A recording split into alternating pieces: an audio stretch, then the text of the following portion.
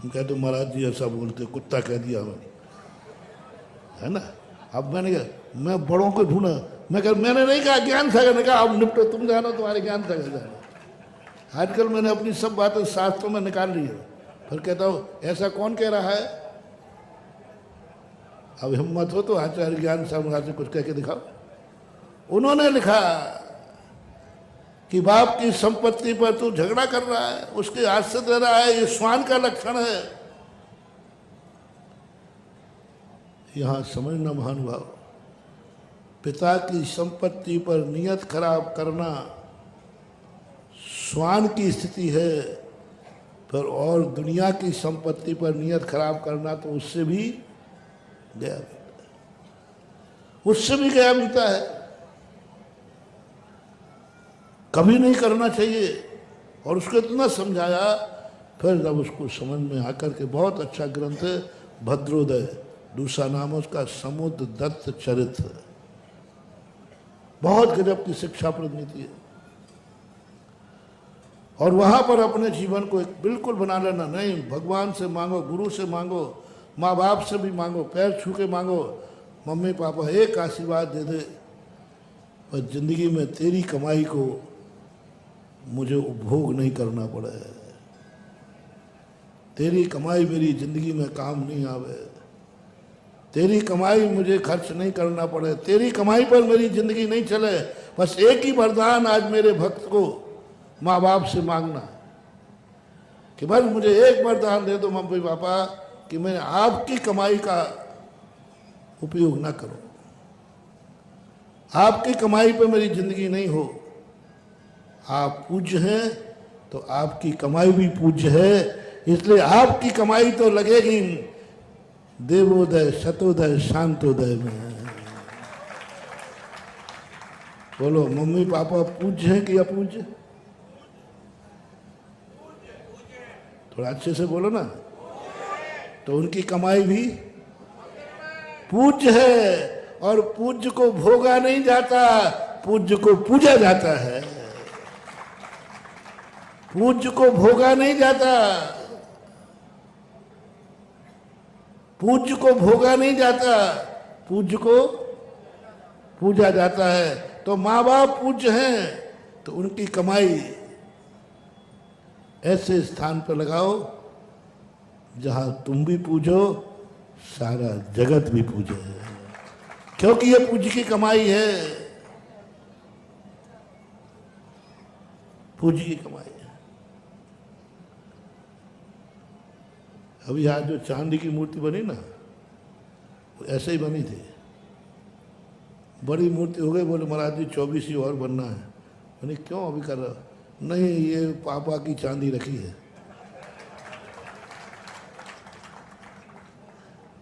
तो मैंने कही बांट लो रे, आजकल कौन छोकरे से तुम तो संपत्ति की बात कर रहे हो। आजकल के छोकरे तो बाप माँ बाप को ही बांट लेते हैं, मम्मी हमारे यहाँ पापा यही बांट लेते। नहीं, पूज्य की सामग्री है, पूज्य में जाएगी। आज हर भक्त से मैं कहना चाहता हूं, अपने माँ बाप को यदि पूजनी मानते हो तो बस एक ही बात कहो, आपकी संपत्ति पूजनी है और मैं ऐसे कार्य में लगाऊंगा जो पूजा का कार्य करे। ये वरदान तुम्हें माँ बाप से लेना है आज, पैर छू करके,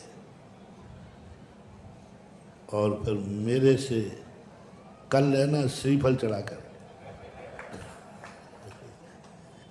क्या लेना कि हे भगवान गुरुदेव आशीर्वाद दो कि मुझे जीवन में अपने माँ बाप की संपत्ति का उपभोग न करना पड़े, ऐसे मेरे जीवन में परिस्थिति ना आए, ऐसे जीवन में मेरी नीयत खराब ना हो, मैं अपने पूर्वजों की संपत्ति सदा पूज्य कार्य में लगा सकूं। और फिर भगवान से भी यही कहना, भगवान और कुछ नहीं चाहिए, आप भी पूज्य हैं, मेरे माँ बाप की पूज्य सामग्री सदा तेरे चरणों में, तेरे मंदिर पर, तेरे तीर्थ क्षेत्र पर लगा सकूं, यह मुझे वरदान दीजिए कि मैं अपनी कमाई दे सकूं या ना दे सकूं। रिपीट कर रहा हूं, मैं अपनी कमाई दे सकूं या ना दे सकूं, भगवान इतना आशीर्वाद जरूर दे देना, मेरे पूर्वजों की जो कमाई है वो जरूर तेरे चरणों में दान कर सकूं। तुम्हारी नहीं, तुम दे सको या ना दे सको वो तुम्हारी माया, तुम जानो, लेकिन मेरे पूर्वजों की जो संपत्ति है वो जरूर प्रभु इतनी समर्थ, इतनी बुद्धि दे देना कि मैं वो पूर्वजों की संपत्ति तेरे चरणों में चढ़ा सकूं। मुझे ऐसा परिस्थिति में मत डाल देना मुझे पूज्य पुरुषों की संपत्ति खाना पड़े। सम्यक दृष्टि आसन्न भव, बोलो यदि तुम्हारे ये दिन आ जाएं कि अब तुम्हारे पास कोई खाने को नहीं है, मर रहे हो और वेदी पे चढ़े हुए द्रव्य है पर वही तुम्हारे लिए शरण है, यदि वो द्रव्य खा लोगे तो तुम जिंदा रह पाओगे, नहीं तो मर जाओगे। आज ऐसा मौका आ गया, ऐसे भूख लगे थे, सब भूखे थे, कई दिन से भूखे थे और कोई नहीं मिला।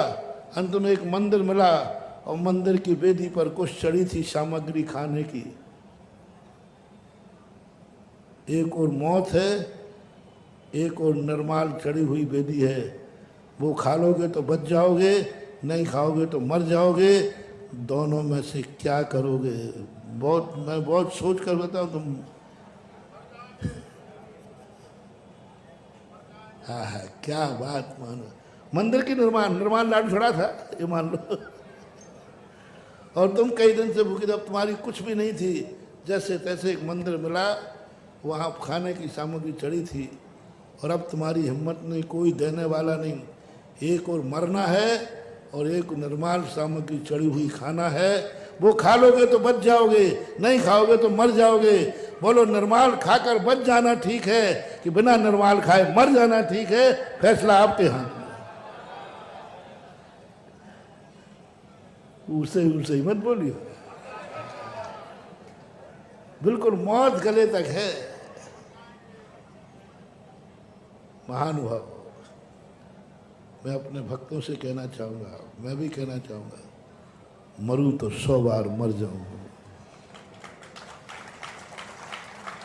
मरकर तो लोग खा करके भी मरते हैं और दुनिया खा के मरने वालों की संख्या ज़्यादा है, लेकिन आज मैं मर रहा हूँ, निर्माल सामने है, फिर भी मैं खाने का भाव नहीं करूँगा। जा, तू ऐसा अमर होगा कि देवता तेरे कंठ में अमृत झरेगा, क्योंकि तूने मौत स्वीकार कर ली लेकिन निर्माल खाने का भाव नहीं किया। ये है जैन दर्शन। इसी प्रकार है भगवान, ऐसी परिस्थिति मत ला देना कि मुझे माँ बाप की संपत्ति का उपभोग करना पड़े, मुझे और कुछ नहीं चाहिए, तेरे से भी कुछ नहीं चाहिए, बस इतना वरदान दे दे, इतना समर्थ बना रहूं कि मुझे माँ बाप की संपत्ति का उपभोग ना करना पड़े। ये वरदान तुम भगवान से मांगो, गुरु से मांगो, माँ बाप से मांगो। बहुत बड़ा मोटिवेशन दे रहा हूं महानुभाव, बहुत बड़ा। और ये तुमने, और तुम निर्माण माँ बाप की संपत्ति ले भी लोगे तो खानदानी सिद्धि होने वाली नहीं, ज्यादा काम नहीं करेगी।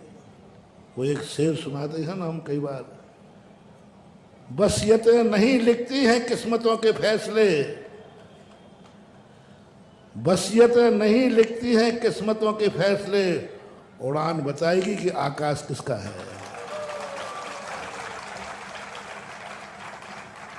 हम वसीयत लेके इतराते हैं, 2 भाई लड़ते हैं, अपन ने ऐसा देखा कि छोटे को पोटे को कुछ नहीं मिल पाया, मैंने सब समझ लिया।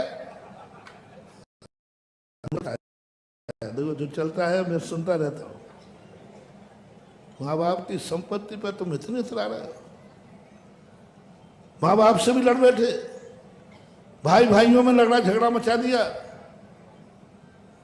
तो शेर के शायर मान कहता है, वसीयत नहीं लिखती है किस्मत का फैसला, उड़ान बताएगी कि आकाश किसका है। उड़ान भरना सीखो। वसीयत वाले भी हमने बसियत डकार के रोड पे आते देखे, बसियत वाले बसियत लेकर के भी रोड पर, और रोड पर जिन्हें छोड़ गए वे आज करोड़ों के मालिक बने बैठे हैं, ये भी देखा है। बसियतें नहीं लिखते हैं लोग, बसियत पे अहंकार करते, हमारे पे बसियत मिल गई, हमें पगड़ी बन गई, हम मालिक हैं, हम बसियतनामा हमारे नाम है। अरे क्या बसियत ही तो है, किस्मत थोड़ी है। बस इसको जिंदगी में अपने जीवन में रख लो। शायरी जरूर है, वसीयत जब तुम्हारी नियत वसीयत पे खराब हो, जब तुम्हें वसीयत ना मिले और वसीयत पे नियत हो, तो आज के बाद मेरे भक्तों को ये शेर मंत्र में रखना है, वसीयत नहीं लिखेगी, बोलो, वसीयत नहीं लिखेगी किस्मत का फैसला, उड़ान बताएगी आकाश किसका है। उड़ना सीखो, उड़ना सीखो। दुनिया को देखकर जलने वालों, जलने से कुछ नहीं होगा, पंख ठीक करो। दुनिया उड़ान देखना पसंद करती है। दुनिया चाहती है कि मेहनत कौन कर रहा है, आचार विचार में। और ये शुरुआत यदि अपने घरों में हो गई, रामराज आ जाएगा महानुभाव। 50% घरों में झगड़े किस पर है? झूठ मत बोलना, शेयर करना आपसी में। आप लोग ग्रस्त वसीयतों पे है कि नहीं? अपनी अपनी कमाई पे ज़्यादा नहीं है। सारे झगड़े किस पर है?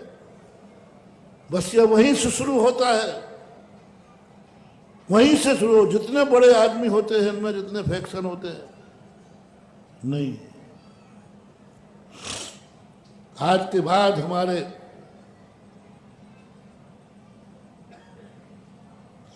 भक्तों के बीच में वसीयत नहीं है। वसीयत पे झगड़े नहीं होना चाहिए।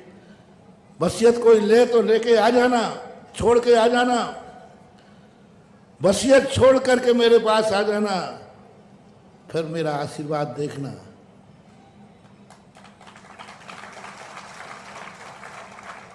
वसीयत या तो वसीयत रह जाएगी और तू सारे आकाश को नाप लेगा, वो आशीर्वाद मिलेगा। हुनर सीखो, हुनर सीखो, कला सीखो, शाश्वत होना सीखो। और ये वसीयत तुमने छोड़ दी, एक दिन तुम इतने समृद्ध बनोगे, इतने समृद्ध बनोगे। ये है समृद्ध बनने का तरीका। मैंने एक बार 1-1.5 महीने प्रवचन दिए थे लॉकडाउन में, स्वयं शक्ति जागरण पर, स्वयं शक्ति जागरण पर। हम परमात्मा की शक्ति समझ रहे हैं, हम भगवान की शक्ति समझ रहे हैं, हम दुनिया की शक्ति समझ रहे हैं, और अपनी शक्ति तो हम समझ ही। और कुंद कुंद भगवान ने, पूज्यवर ने ये खोजा कि बेटा तू अपनी शक्ति को भी तो पहचान। तू भगवान की शक्ति पे इतरा रहा है, भगवान की शक्ति को समझ रहा है, तू भी कम नहीं है, थोड़ा देख तो सही। और अपनी शक्ति जब जागरण हो जाएगी, वो कहीं जाने वाली नहीं, कहीं नहीं जाएगी, क्योंकि वो शक्ति अपनी है। इसी प्रकार सब चीज़ों में लगाना, हर चीज में लगाना, धर्म में लगाना। भगवान भगवान बन गए हैं, इस पर मत इतराना।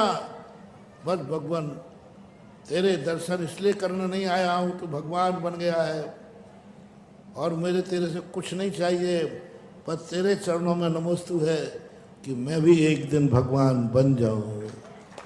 विश्व का पहला दर्शन है जैन दर्शन, जो भगवान की शरण, ऐसा भगवान मेरी रक्षा करे, भगवान मुझे बचाएं। जैन दर्शन का भक्त भगवान के पास शरण मांगने नहीं आता है, भगवान बनने का। आप भगवान है, मुझे इससे कोई ऐतराज नहीं है, मैं भी भगवान बनूं, ये कला मैं तेरे से सीखना चाहता हूं। माँ बाप से वसीयत नहीं लेना, माँ बाप से कला लेना, हुनर लेना, उनसे ज्ञान लेना। कैसे कमाया, कैसे उन्होंने वसीयत कमाई, और एक बार ज्ञान ले लोगे तो शायद जिंदगी भर में कभी कंगाल होने की जरूरत नहीं पड़ेगी।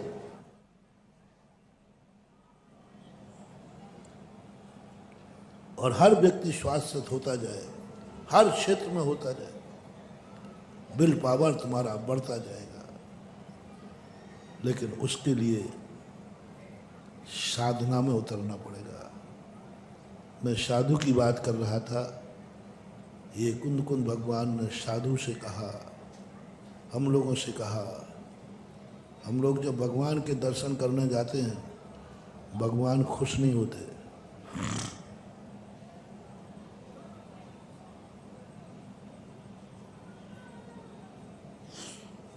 और तुम जाते हो,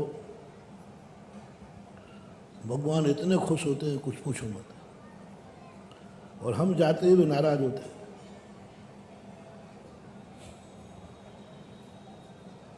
और तुम लोग बस मंदिर में तुम लोग दिखे नहीं और भगवान ग्लैड होते, बहुत ग्लैड होते हैं। इसलिए भगवान कहते हैं ये मंदिर मुनियों के लिए नहीं है, ये मंदिर श्रावकों के लिए है। हम लोगों को मंदिर का कोई प्रावधान नहीं। हम लोग को नहीं कहा कि तुम वहाँ विहार करना जहाँ मंदिर हो। हमारा देव दर्शन का नियम ही नहीं है। पूरे मूल गुणों में कहीं देव दर्शन नहीं लिखा, क्योंकि हम मंदिर में जाते ही भगवान नाराज होते हैं। उदाहरण दे रहा हूँ, छोटा बच्चा माँ बाप की तरफ जाएगा तो माँ खुश होगी कि दुखी?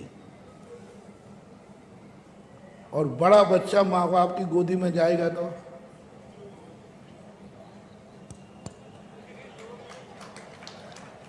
वही ताजश्री इतना बुढ़ा होकर के गंगा किनारे जाता है, माँ बचाओ। माँ कहती है कहाँ का?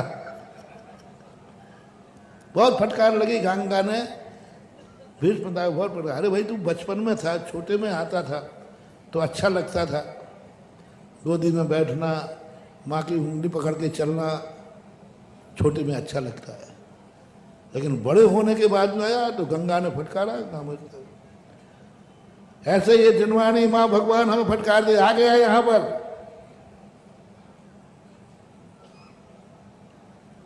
उन्होंने कहा तू कैसे आ गया? अच्छा, आत्मा के दर्शन में मन नहीं लगा, सामायिक में मन नहीं लगा, ध्यान में मन नहीं लगा, निकम्मा कहीं का। बड़ा बच्चा माँ की उंगली पकड़ रहा है, उसका अर्थ निकम्मा है। बड़ा बच्चा माँ की गोदी में कह रहा है ना, निकम्मा है।